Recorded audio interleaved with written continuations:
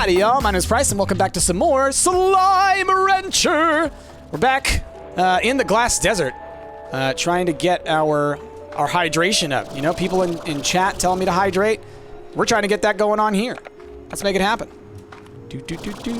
Where are the three things? There's one here.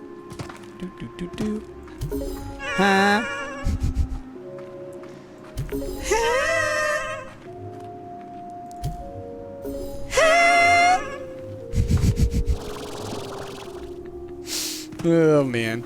All right. Let's get this ancient water. Let's go! Huh! Go, go, go, go, go, go. Run, run, run. This is where infinite energy would be like a perfect little hack. Oh, don't do that to me. Got that one. How much time I got? 9 seconds? Run, run, run, run, run, run, run, run. Huzzah! All right. Let's grab some slimes. Grab another dervish. We're still gonna have to figure out, you know, what we want to mix these slimes with. But, got some mosaics. Got some dervishes. Now we need to grab some tangles, which we know are up here. Up here. And then we've at least got some of the slimes. Now the question will be, what do I want to mix this with? Whoop. It just bounced. What was it that just bounced off of me? Oh, it was a little chickadee. I was like, what is that going on? All right. Tabby, you can go over there. Rock Plort, get out of here. Pink Slime, get out of here. Heartbeats just to mess everything up over there. All right. Oh, the fire is starting. Unruffled Cat, hey, hope you're having a good day. I hope you're having a good day. We can get a fire slime, maybe. All right, we need another key. Where? We could get one from the dervish. I'm trying to think of which ones I haven't finished. Probably not the rad one. Let's see. Gotcha. Okay. Sorry, Chrissy got me a smartwatch, so now I can read my messages without, you know, having to pick up my phone. But now I got to check my messages all the time. Okay. Is that a fire slime? I see some fire slimes. Nice. Fire slimes are awesome now because we can mix them with stuff. Let's go see if we can find a plort to mix them with just to see. Here's a phosphor. Let's see what happens with that. That actually sounds kind of neat. Flying fire. Fireflies! If it works. No, it doesn't. So you can mix them with water slimes, at least, with puddles. Okay. One last place to hit with this one. Ooh, that's close. I think we can make it there. Just gotta make sure I leave myself some energy for the straight sprint. All I can hear while seeing that Gordo is, does anybody hear chickens? I'm glad. I'm glad. I'm glad y'all love those characters. Like, I do want to bring it back. I do want to revisit that because it was a lot of fun. I looked back at it recently just to see, like, what did I do back then? How did I do it? And I have no idea how I did it because I released one of those, like, almost daily. And I was like editing and adding all the story and everything. Like, it was a lot. And I was just coming up with one like every day. Those little jokes and everything. Because if you go look at it, the episode releases are very close to each other. So I burned myself out on that hardcore. And that's a problem, I think, of the ADHD. Yeah, I was teaching back then too. And working on my master's. So it was a whole thing. There's something about when you're like knee deep in school where like you suddenly become someone who can work every single hour of the day, but you tear yourself apart doing so. So that's kind of where I was. So I burnt myself out on that because I was just so excited about it and so like into it. And I think there was a certain level of, you know, I was compensating for other things. Like, I wasn't super happy with a lot of aspects of my life back then. I wasn't fully aware back then that I was unhappy. And so I think that I buried myself in work and specifically in YouTube, trying to, you know, do something that I enjoyed. Creative energy is awesome when you can harness it. But the ADHD hyper-focus thing is a double-edged sword. It makes you incredibly... you have an incredible ability to focus on something that you enjoy. Greater than anybody, like greater than neurotypicals. Neurotypical people, which just means, you know, people who don't have these mental health issues. So it's sort of like a superpower, right? People say that ADHD superpower. But the downside is you don't pay attention to anything on the outside. Like I said, I wasn't paying attention to myself and how I was feeling about things. And it's easy to burn out because you don't know your limits and you push yourself beyond your limits, and then it's hard to motivate yourself to do it because the burnout is just so powerful. K-Lightning's sharing a link about where to get free COVID tests. I'm going to mention that here because y'all out there who are watching this could benefit from this too. Go to covidtests.gov, and if you're in America, I assume, and you should be able to order some free COVID tests. Thank you for sharing that, Kay. That's really good stuff, because I know that right now it's kind of difficult to find them in stores and whatnot. Oh, didn't have enough energy. Okay, I need to get another key, and there's not enough stuff here to open up one of the portals or anything, so we're going to head back. Oh, I love the rock dervishes. Look at that. They're so cute. What will be mixed together? I'm not sure. It doesn't have to be these ones mixed together. That happens a lot. 4 tests, 1 order per household, says Wolf. You've experienced this something like this before. You also have ADHD? Yep.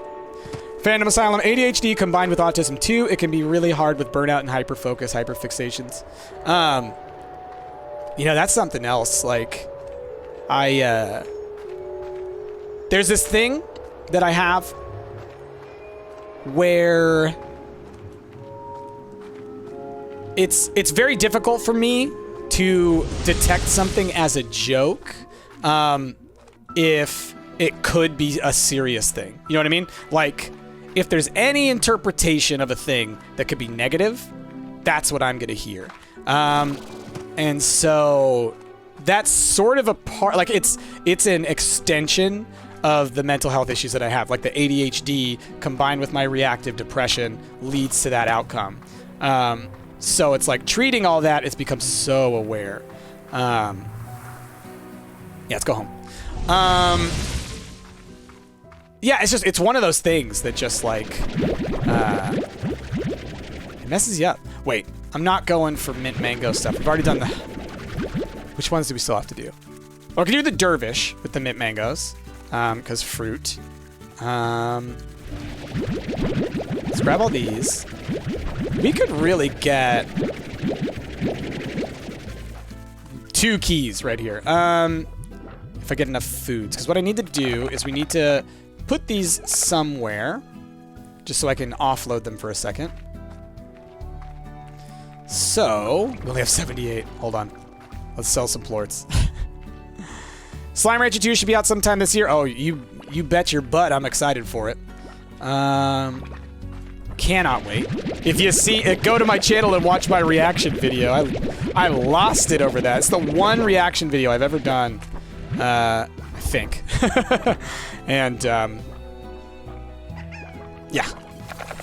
Beyond excited. I mean, Slime Rancher is legitimately one of my favorite games ever. Like, if not my favorite, it's in the top 3. So, yeah. Incredible. So let's go make a, another, corral. Let's see. You get that too, and like it's hard sometimes to know when someone is mad versus stressed versus tired or whatever. Most tones are hard. Yeah, and like, I know for me, it's like, well, we talk about mental health here, right? If you're not comfortable with this stuff, I get it. You know, go jump ahead in the video. it's from trauma. It's a trauma response. It's like you likely experienced some confusing emotional information when you were younger. And so it informed you that you have to constantly be monitoring the environment to look out for those things that are going to cause problems so that you can cut them off. And so the downside is that it makes you that way all the time, even with people like normally and with people who are joking. And that's what gets you, is that people who joke, it's like, that's fine. Like, you can joke, right? That's like totally a normal thing. But like oftentimes, you know, Chrissy will make a joke, but I will be like, you know, I will respond to it as if it's serious and show. So constantly she has to be like, I'm just kidding, you know, I'm just teasing, that kind of thing. Because if she doesn't say that, I assume it's a true issue. All of this is to say, you know, I think that, yeah, there is a clustering of ADHD, autism, a whole bunch of social kind of issues that all kind of stack up on each other. And so, you know, it's hard to really pinpoint to, are you ADHD? Are you autistic? Are you a mix between the two? I feel like that's why it's nice to say like neurodivergent, and to talk about it as a spectrum, because that's the only thing that in my mind like really encapsulates what's going on for everybody with that kind of a disorder. It's a little bit of a different flavor for everyone. Okay, let's go get some keys, y'all. Oh, and what's our challenge here? Because I know we need to open up a couple people's things. If possible, please acquire the following for a future study. My thanks. 5 crystal slimes and 12 tabbies. We will think about it. Let's see. You're undiagnosed autistic, probably colors cute things. Oh, okay. It's terribly hard to keep up, but one step at a time. Yeah. You say spicy brain? I like that cactus guy, but neurodivergent works too. I like spicy brain. That's cute. Do you think ADD should be part of neurodivergent spectrum? I mean, I think so. ADD is sort of, I'm not going to say a milder, but it comes from the same issues as ADHD, I believe. Sort of a... it's an issue of lack of motivation and focus. It's it doesn't have the hyperactive focus component, but instead it has, you know, a more like distracting kind of component to it, as far as I know. So yeah, I think so. I think it's a version, like legitimately, it's just a version of ADHD with a different coping mechanism. K-Lighten says they use ADHD mainly now instead of ADD. That makes sense too, because yeah, it's essentially a different version of the same thing. Like, it's from what I believe, from what I understand, it's a dopamine disorder. Dopamine. You know, people oftentimes think of dopamine as like the pleasure chemical, right? They're like, oh, I get a hit of dopamine from doing this thing. But it's also the focus. It's the focus neurochemical. And it's the motivation neurochemical. It's the excitement neurochemical. People with ADHD, people with ADD, ADHD, their brain doesn't, our brains, either don't absorb dopamine at a rate that's fast enough to use all the dopamine that you produce, or you don't produce enough dopamine, period. So it can be on either side of that, right? It could be like either my dopamine doesn't go into my brain quick enough and then it like leaks out, essentially, or I don't produce enough anyways. So it's two different ways that it can happen, but it's the same disorder, but you can see how those could have different impacts with the way they affect you. Okay. And different, they have different treatments as well. Like, that's the thing. I'm not, and again, I'm not talking about ADD, ADHD. I'm just talking about different issues with the with those two things. I did not need to grab all these Okas. I only need 25 of them. Oh.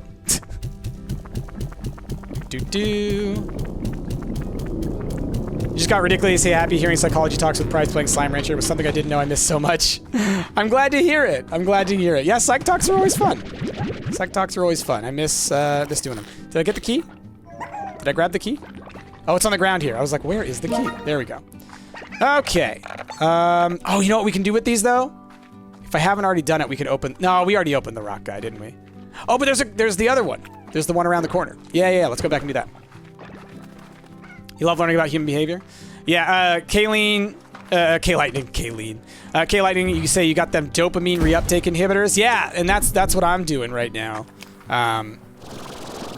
And what's nice about that is the dopamine... Okay, let's explain this to y'all. Let's take a step back, because if you don't have this, you may not know how the brain works in the same way.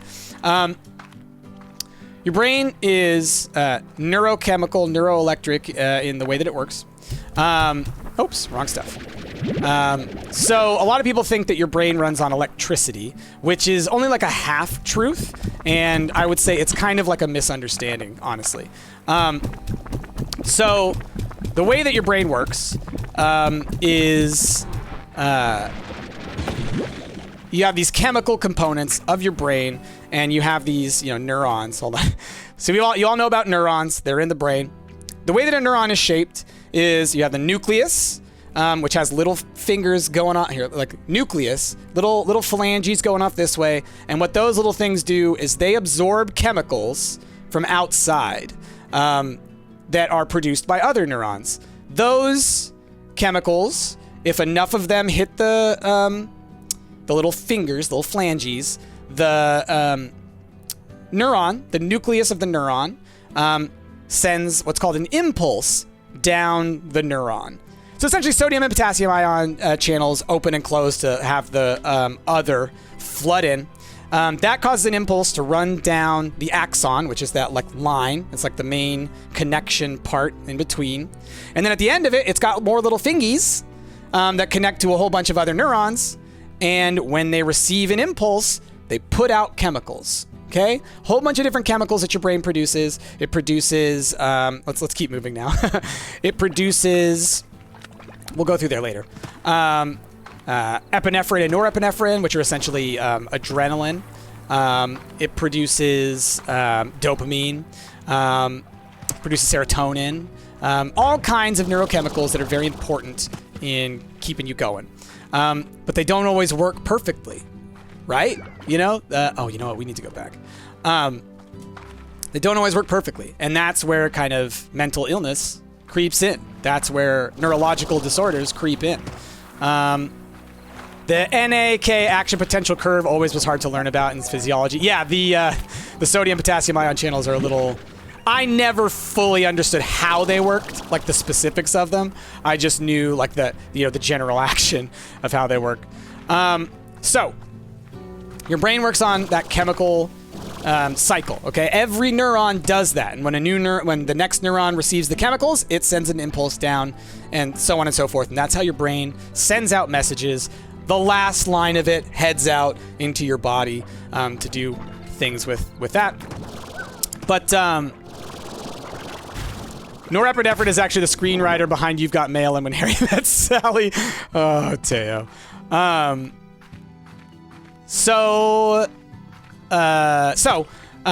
ADHD can either, like I said, take the form of too little dopamine, or dopamine gets flushed before it's received. With that, there are two types of medications you can take for that. The norepinephrine, or the dopamine reuptake inhibitors, which what those do, dopamine, that's the chemical. Reuptake is when essentially there's chemicals sitting around in your brain, and it flushes that out with these other chemicals that come in and basically say, all right, enough of you, let's get out of here, right? It's basically like making space for other stuff. It's cleaning it out. It's basically like there's only a certain amount of time this other neuron can grab that stuff, and then it's out. So if you do the norepinephrine, the dopamine reuptake inhibitors, it stops that reuptake from happening. It stops your brain from saying, hey, let's get rid of this stuff as quickly. So it lets that dopamine sit around for longer, which lets your neuron grab onto more of it over time and fire more, okay? Helps you out to kind of, to be able to have kind of a more even focus, which is nice. I've been on those for a little while now, and I have noticed a little bit of benefit.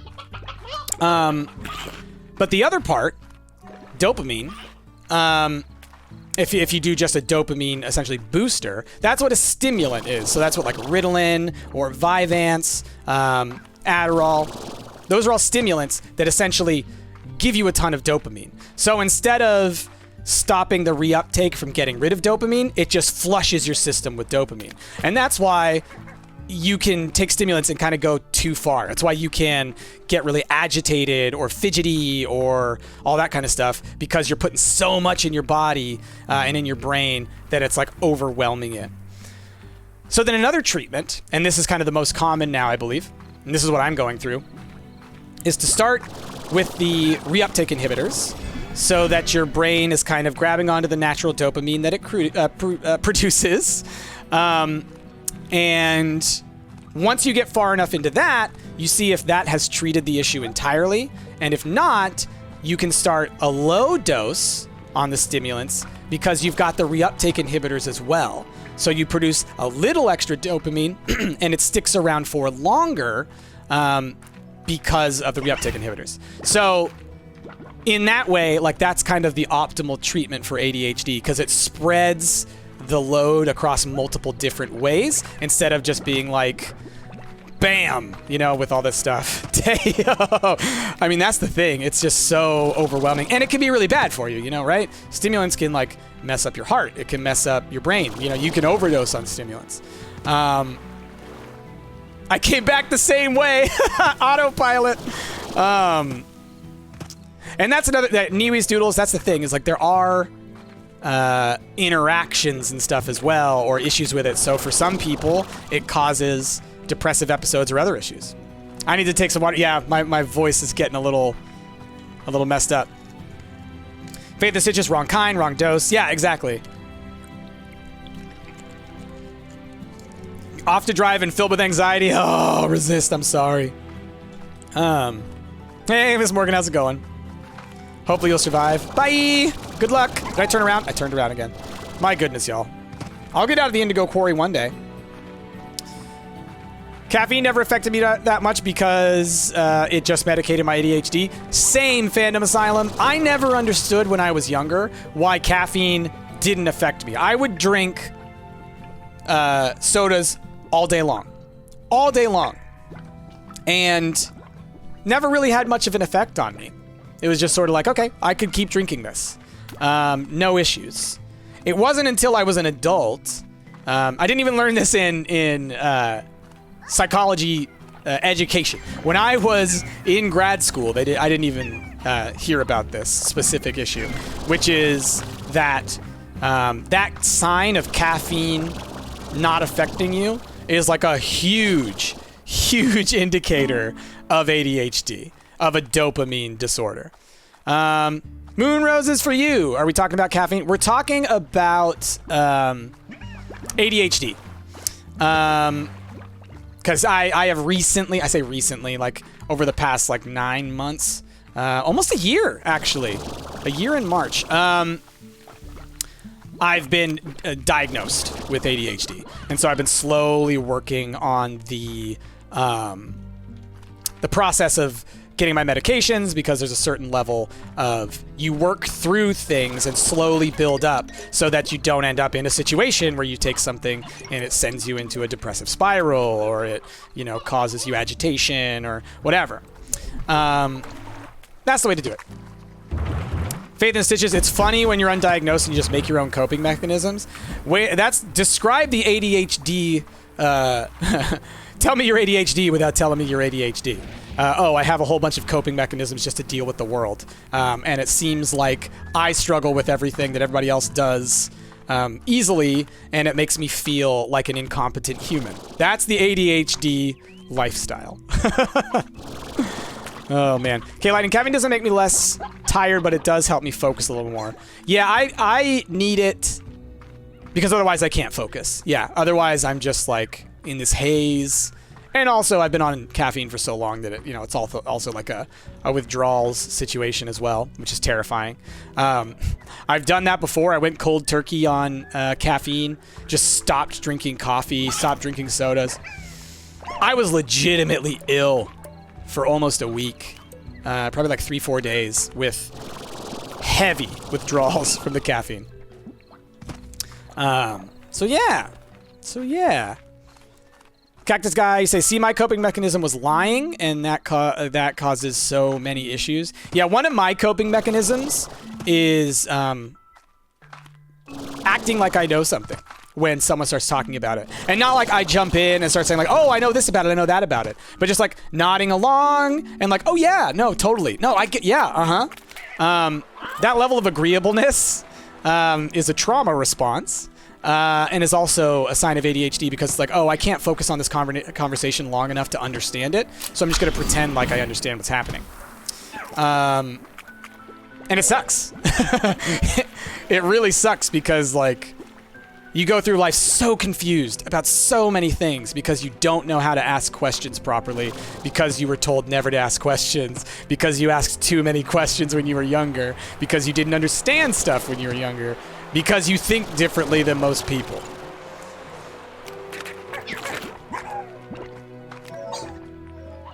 You have ADHD, you're always on a permanent sugar rush, so when you're sick and have zero energy, that means I'm really sick. Yeah. Emily Elements, you did that too. Oh, have you seen this movie? Oh, yeah, totally. Faith, you got encouraged to ask questions. Lucky you. Yeah. For me, it was very much like not that. Like, not to throw shade on my dad. I have a very complicated but mostly positive relationship with my dad. But his approach to that kind of stuff, like too many questions or too much, too much questioning of his authority, and he would get incredibly frustrated and angry and just kind of like, he never was abusive physically, but I mean, he would like send you away, or he would like go storm off, or like maybe throw something across the room. Like nothing directly harmful. Like my dad was much better than other Texas dads. We'll say that. Hey, Dave the Past, 7 for 22 months. Thank you so much. Appreciate ya. And my dad clearly has ADHD. It's 100% clear. And he finally got diagnosed as an adult at like age 62. Yes! No, you stay. Ouch. Wait. No! No, he broke! No! I needed to make space! Ah! Dang it! He ran into me and he died. I needed him. But I was so distracted. Gosh darn it, it's gonna be a while before I find another one. That's alright. That's alright. Shake it off, y'all. Shake it off. So yeah, my dad got diagnosed at like 61, 62. So now he's medicated, and it's definitely made it a lot better for him. It's helped him with work. It's helped him with a lot of stuff. But that's the thing. If you're high-functioning ADHD, which a lot of people are, because quote-unquote ADHD superpower, it's mostly ADHD coping mechanisms, that you just don't get diagnosed. You just don't get diagnosed. Gwynnifer, you don't have ADHD, but you do have a tic disorder, and there seems to be a lot of overlap with symptoms. Yeah, my uncle had a tic my whole life, and I never understood it. I was like, why does he blinks like that all the time? He just does this thing where he like kind of does that, like shakes his head and kind of with his eyes. It just happens a lot. Just a little tick. I never really understood it. I've started to develop tics as I've gotten older. So I think, like you say, Gwynnifer, I do believe there's some overlap there. There's just certain actions that I repeat. A lot of my tics are stims, which I think might be what they are for a lot of other people.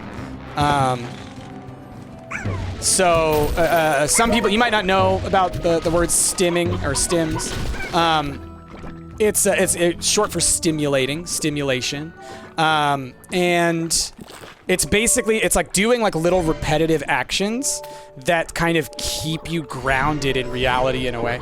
And they sort of provide you a low level of distraction, because a lot of times ADHD people, we need background noise because it's so difficult for us to get, it's so easy for us to get distracted, specifically with silence. But when there's noise around, it's like overstimulation, which helps us to focus in on something, because this stuff keeps me from wanting to focus on it, if that makes sense. Silence, we start looking for things. We start listening out for things. We start kind of, you know, doing this, right? I hear that down the hall. What is that? What is that? What is that? Right? Yeah, people, you're describing things like bouncing your legs up and down. What I've always done since I was a kid is tapping my fingers, rubbing my fingers, tapping my toes or something like that to a beat, circling with my fingers, doing like figure eights, all kinds of stuff. Yeah, all kinds of physical things. Ever since I was a kid, I've had these actions, and I didn't realize it was something like that. It was just like a thing. All right, where am I going? I got that key, so we're going this way. We'll zoom back around once I have the other plorts that we need, because we need to do the tangle area over there, and we got to do the mosaic area up ahead. I should have dropped these guys off when I was back at home, but it is what it is. I only dropped off the dervishes. You have to hit your leg for it to stop bouncing before it gets too big and loud? Yeah. Excuse me. There's another thing that I do, like, cause this is the one that like made me self-conscious, because I went camping with someone and they noticed it, so they commented on it. Because I don't think they didn't realize that it had something to do with my mental health. When I'm in bed and I'm going to sleep, my feet do this. Back and forth, up and down, just like this. Okay? It's like the knuckles of my feet are rubbing against each other, just like this. All night long. All night long. And so I did this when I was camping. And when I woke up, it's a comfort thing. Exactly. It's like a stim comfort thing. When I woke up, my friend was like, "Oh, were you having weird dreams last night? I was watching your feet when I got up this morning. Your feet were just doing this wiggle going on. What were you doing in your dreams?" And it made me really self-conscious, because I knew that it's a thing I do every night. But it's not like normal, right? Normal people don't have that. Normal as in neurotypical. I'm describing all the tics your partner has. I mean, yeah, it's like, once you learn that these are traits that you share with people, it becomes so less concerning and becomes so much more like you understand that it's a part of you. You shake your leg back and forth when you lay down. Your mom hates it so much. Yeah, there's just so many little actions. Like, even like, you know, if I'm cuddling with Chrissy or hugging or whatever like that, I do a lot of like circular, you know, on the back kind of stuff, or like we're holding hands and it's like a lot of like this kind of stuff, you know. It's just lots of like repetitive motions. The big one though is like the circling of stuff. And oh man, not gonna go.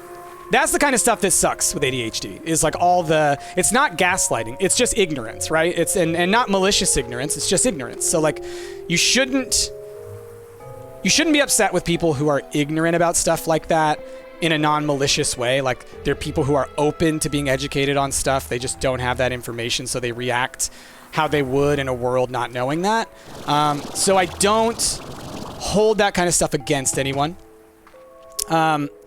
If after you explain it to someone, they refuse to change their tune or anything like that, that's when you're like, okay, eject, right? But yeah, I just remember that and just feeling really self-conscious about it afterwards. And so it's just stuff like that. You know, it's just stuff like that. Okay. I have a lot more mint mangoes than I need on me. We're going to look down here. We're going to jump down here and see if we can find another one of those. They're not rubies. They're garnet slimes, right? Oh, man. I'm so salty that I missed that one because it was... It's right there. It's right there. Yeah, Faith. I mean, again, like I say, I don't hold any grudges about it because I understand, right? It's just, you know, it was an unfortunate situation and it made me feel, you know, a little upset. But now I understand it, so I'm good. So that's what I was saying. Like, I don't want to be negative towards people who have, you know, misunderstood that stuff or whatever, because, you know, it's like when you don't understand stuff, you might say hurtful things because you just don't know. And that's why, you know, I think it's just as important for people like me with ADHD to be willing to give people a little bit of slack to explain to them how this works, simply because it's not something that is talked about in our culture, other than with people who are this way. All right, we got a lot of people talking about stuff in chat. I'm gonna pop back and look at that in a second, because this is gonna be the end of this episode, fans on YouTube. It's been a little bit longer, but you know what? Have a gift. Have a gift of a longer episode. Talked a lot about psychology today. But y'all, thank you so much for watching. If you enjoyed what you saw, please give the video a like, comment down below. It helps a ton. I'm telling you, that's what the algorithm loves, is comments. It loves comments, and it loves if you continue watching videos on my channel after this one. So do those things, please. But most importantly, have a wonderful rest of your day. My name has been Price, and I will see y'all next time.